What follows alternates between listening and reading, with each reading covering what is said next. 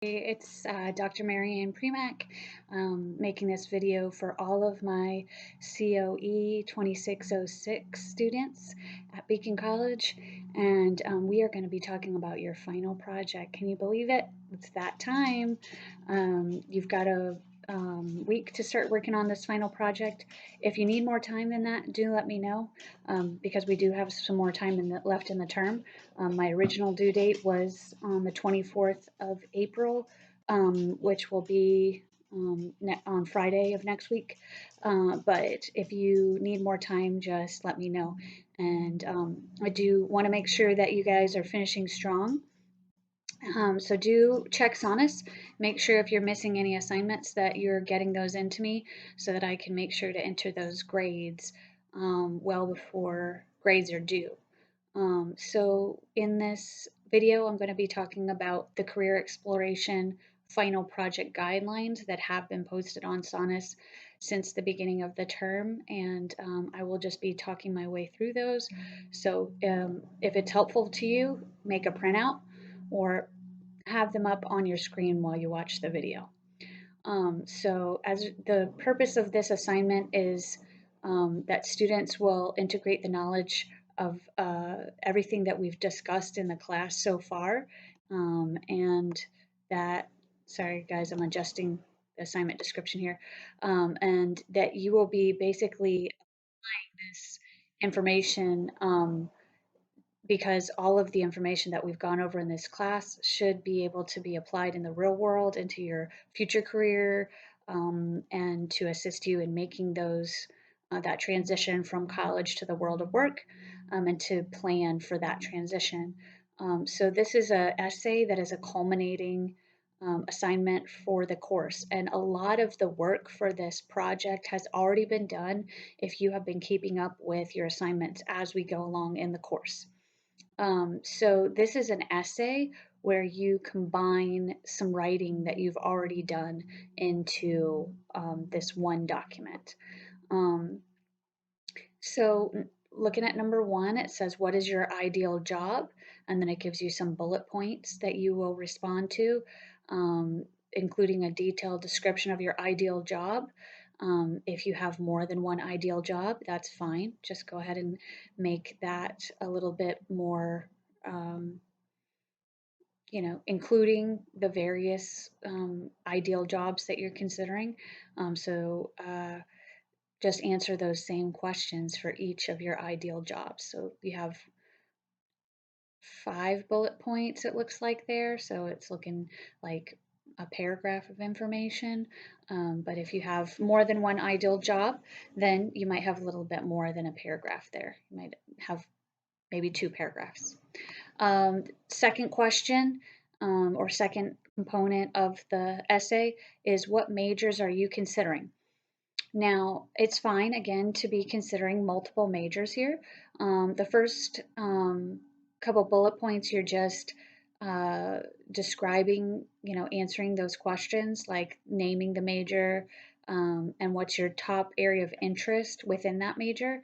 And then you're going to provide a description of that major, and where you can get that is from the Beacon webpage. So where the majors are described on Beacon's website, you can just copy and paste that. You do not have to create your own description of the major. So make sure to look on Beacon's website to get that description of the major. Excuse me.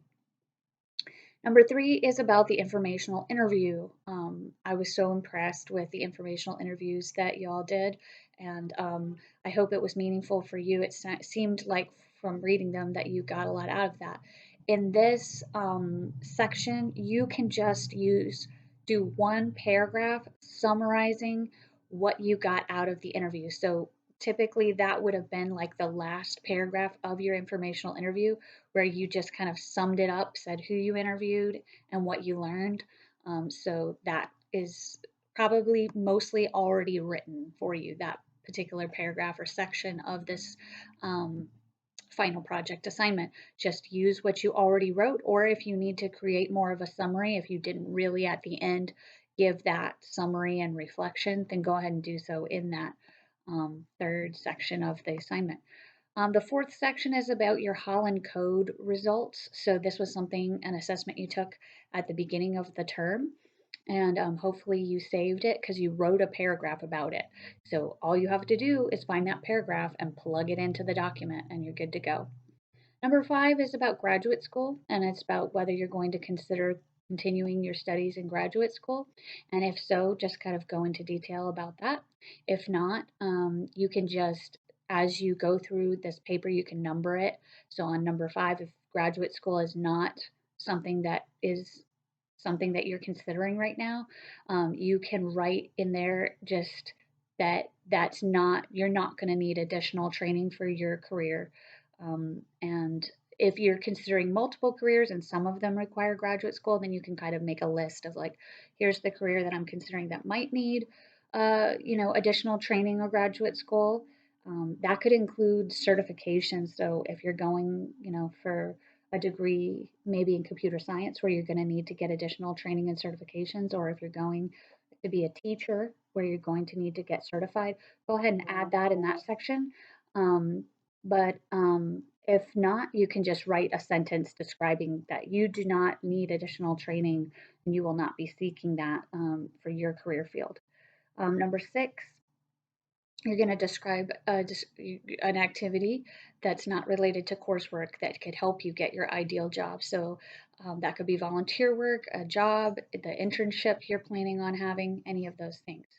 Number 7, this is about the career family tree or career influencers project that you did.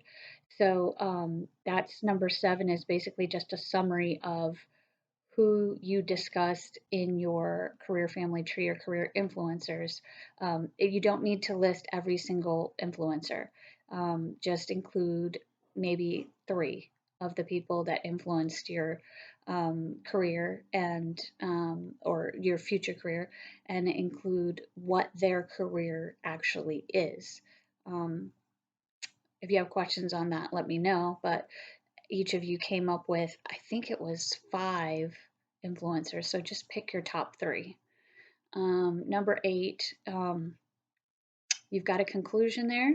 And so it kind of goes into detail about how to sum up the entire document. And then that's it.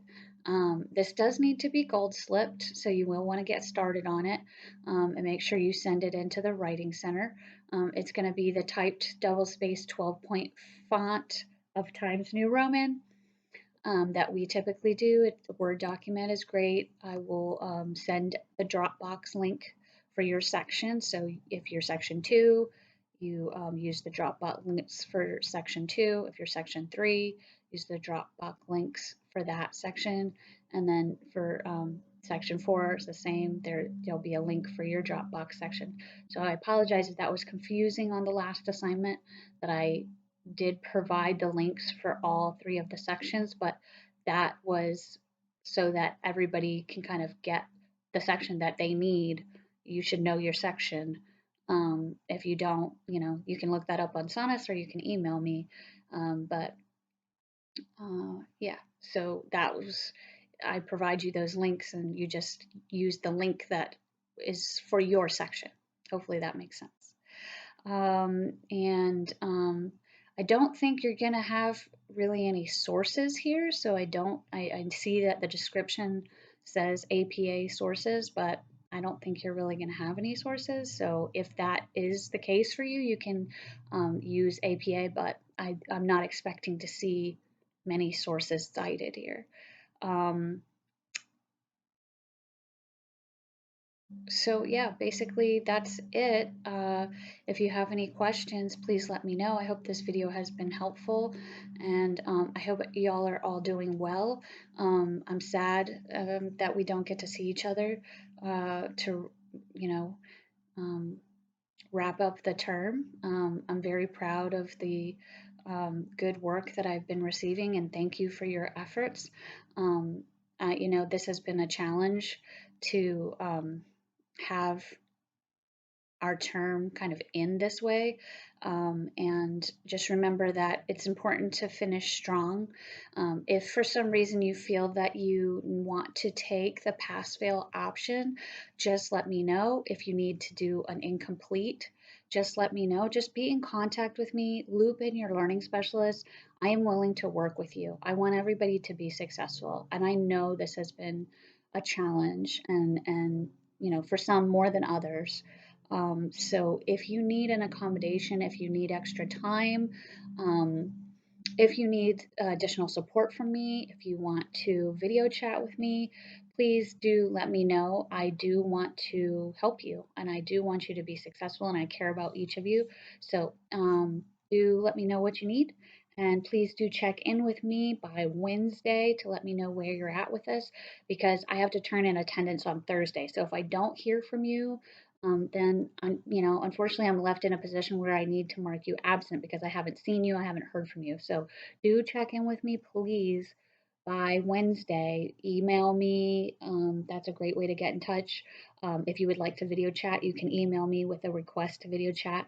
Um, and so, what I'm expecting in that Wednesday email is just letting me know where you're at with this assignment and with the other assignments in the class. So, check your SONUS, and if you're missing something that is, I can't accept anything that was prior to the midterm, but if you're still missing things that, were due since the midterm, since we came back from spring break, which we never came back, but I mean, since spring break, um, I will accept those assignments. So I am being as um, accommodating as I know how to be in this difficult time and circumstance. So let me know how I can support you. And do have a wonderful week, and I will hear from you by Wednesday. Thank you.